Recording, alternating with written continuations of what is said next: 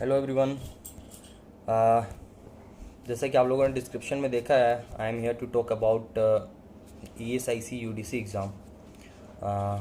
कल ESIC UDC का mains exam IBPS के द्वारा कंडक्ट कराया जाएगा। And this video is not about how to crack the exam. I myself is going to appear in the exam, so I am here just to discuss about what what type of strategy I have felt that we should adopt during the exam, because this exam is different from IBPS or any other banking exams. So यहाँ कोई dealing बाजी नहीं होने वाली है कि following this way we can crack the exam. But what I felt throughout my preparation, जब मैंने मॉक दिया तो मैंने क्या देखा special about this exam, I am here to share all about it. पहले हम अगर पैटर्न की बात करें तो this is different from other bank exams as it consist of 50 question of math, 50 reasoning, 50 English and 50 GS. when we can compare this exam to the SSC CPO exam. But pattern की बात करें तो maths and reasoning and English की pattern little bit different from SSC exams. Still the time frame and the number of questions is same. So the कुछ इसमें positive चीज़ें भी हैं, कुछ नेगेटिव चीज़ें हैं. इनफैक्ट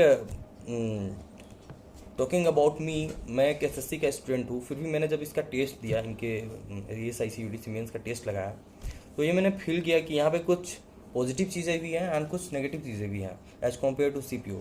फॉर एग्जाम्पल, SSC के रीजनिंग में जब आप एक क्वेश्चन सॉल्व करते हैं तो you can mark only one question. So for every question you have to keep time to solve. यहाँ पे क्या है कि अगर आपने 4-5 मिनट लगा के एक रीजनिंग का पजल सॉल्व किया, then you can mark 5 questions. And यहाँ पे एक लेंथी ये भी प्रॉब्लम ये भी है कि अगर आपने सॉल्व नहीं कर पाया तो वो 4-5 मिनट सारे क्वेश्चंस के जाते हैं. बट SSC CPO के एग्जाम्स में ये होता था कि अगर एक क्वेश्चंस का टाइम आपने लॉस किया है, then you loss the question time of for only one question. तो ये मैंने ये एक्चुअली ये अपने अपने जोन की बात है. तो मैंने अपने मॉक टेस्ट के ड्यूरेशन में ये देखा कि जो पोर्शन मेरा स्ट्रॉन्ग है, अगर वो मैं लास्ट में अटेम्प्ट कर रहा हूँ, then my marks always decreased.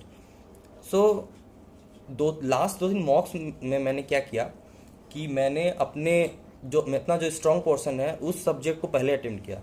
As you well know that there is no time limitation for a particular subject in this exam, so it's just like RRBPO. तो यहाँ पे आप यूज कर सकते हैं अपने टाइम को अपने स्ट्रेंथ वाले सब्जेक्ट को देने में. और मैंने ये देखा है करके, मैंने फॉर एग्जांपल मेरा मैथ्स अच्छा है, तो मैंने अभी लास्ट 3 मॉक्स में मैंने मैथ्स पहले ही अटेम्प्ट नहीं किया. And what ever time I took 40 minutes और 45 मिनट्स में मैंने अपना मैथ्स ऑलमोस्ट 45-47 मैंने किया. और ये इसका एक बेनिफिट ये हुआ कि स्टार्टिंग स्टेज में आपने अगर वो सेक्शन किया है जो आपका स्ट्रॉन्ग है, तो आपकी नेगेटिव मार्किंग भी कम होती है.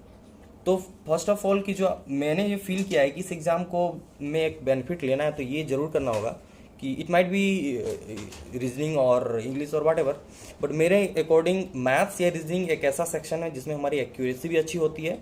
और इन दोनों में से एक सब्जेक्ट में तो हम लोगों को कॉन्फिडेंट होना होगा ही if you want to crack the exam. तो मेरे लिए वो मैथ्स सेक्शन था. तो मैंने लास्ट 3 मॉक्स में मैथ्स को पहले अटेम्प्ट दिया और 40-45 मिनट्स जो भी टाइम लगा, but with A free mind मैंने वो अटेम्प्ट किया. तो मेरी एक्यूरेसी भी अच्छी रही और मेरी ओवरऑल मार्क्स भी बढ़े. एंड ज़रूरी नहीं कि आप भी इसी ट्रेंड को फॉलो करें, बट मेरे साथ ये है कि अगर मैं बात करूँ अपने पेन अल्टीमेट टाइम की, for example suppose we have only 10 minutes remaining in the exam time. So जो मुझे लगता है कि in the last times of exam we can't make so much calculations and we can't make so much solve so many puzzles. So in the last time हमारा mind थोड़ा slow हो जाता है. So in the penultimate time I think solving GS portion और English portion will be beneficial. For example, मेरे पास अगर 2 minute बचे हैं तो मैं GS के 10 क्वेश्चन 4-5 क्वेश्चन एटलीस्ट कर सकता हूँ. बस उस 2 मिनट में मैथ्स या रीजनिंग का क्वेश्चन सॉल्व करना प्रेशर में आई थिंक पॉसिबल नहीं होता है. सो ये मैंने अपना एक फंडा अपनाया and during the last 2-3 मॉक्स my marks really improved. Text book की बात करें तो मैंने पहले 1-2 मॉक्स में मेरे 107-108 मार्क्स बन रहे थे, but after following this trend I found that कि मैंने 130 एंड वन एक लास्ट मॉक में मैंने 141 भी स्कोर किया. सो आई थिंक 130 140 स्कोर तो करना ही होगा at least if you want to come in merit. Not I am not talking only about the qualifying the second stage, because skill test के पास कटअप जो है वो एक्स्ट्रा जाती है, क्योंकि ये एग्ज़ाम डिफरेंट है IBPS PO या अदर एग्ज़ाम से. तो मुझे लगा कि इसमें जो एग्ज़ाम्स देने अटेम्प्ट करने का तरीका होना चाहिए वो थोड़ा अलग होना चाहिए. तो मुझे जो समझ में आया ESIC UDC के पैटर्न को लेके, तो वो मैंने इसने अपने फ्रेंड्स को शेयर किया. और आप अपने तरीके से एग्ज़ाम सॉल्व कर सकते हैं, एग्ज़ाम में अपेयर हो सकते हैं, अपने तरीके से भी अटेम्प्ट कर सकते हैं. बट मैंने ये पाया कि इस तरीके से जिस पोर्शन में आप स्ट्रॉन्ग हैं, अगर उसको आप लास्ट में रखते हैं तो कहीं ना कहीं वो आपको नेगेटिव की तरफ ले जाता है. So I think the portion in which you are strong you must attempt first, क्योंकि एटलीस्ट उस सब सेक्शन में आपको अच्छा करना ही होगा. क्योंकि बाकी सेक्शंस में आप अच्छे करेंगे यानी कि इसकी कोई गारंटी नहीं है, but at least in the section in which you are strong you can, I think you should give your full accuracy and full attempt. So मैंने हमेशा मैथ्स को पहले रखा है, मैथ्स और एग्जाम्स में भी यही फॉलो करने वाला हूँ. So you can decide whether you have to solve reasoning और मैथ्स और English. It depends upon you. I am not saying that कि ऐसा ही करके ही आप एग्ज़ाम्स निकाल सकते हैं, बट मैंने ये फील किया कि इस एग्ज़ाम्स की ये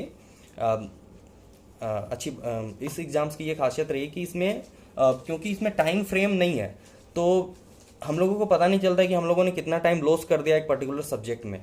तो ये भी ध्यान रखने वाली बात है, क्योंकि स्ट्रॉन्ग सब्जेक्ट को जब आप पहले सॉल्व करेंगे then obviously you will save your time, क्योंकि फर्स्ट अटेम्प्ट में जब आप अपनी स्ट्रॉन्ग सब्जेक्ट को करते हैं तो आप स्ट्रक कम करते हैं.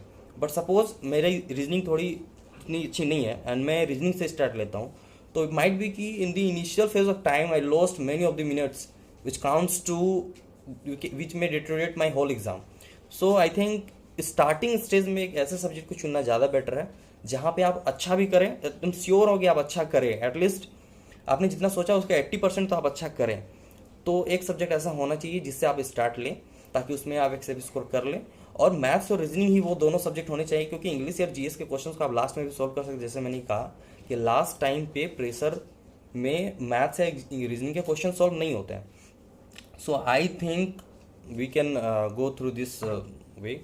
एंड कल एग्ज़ाम के बाद हम लोग इसका एनालिसिस करते हैं. So thank you. I am not, this is not any डीलिंगबाजी video, okay. So don't take it कि ऐसा ही करना है, ऐसा मैंने नहीं कहा. But I just want to share in this platform of YouTube about my experience of the what I felt about while preparing for the ESIC UDC. So best of luck.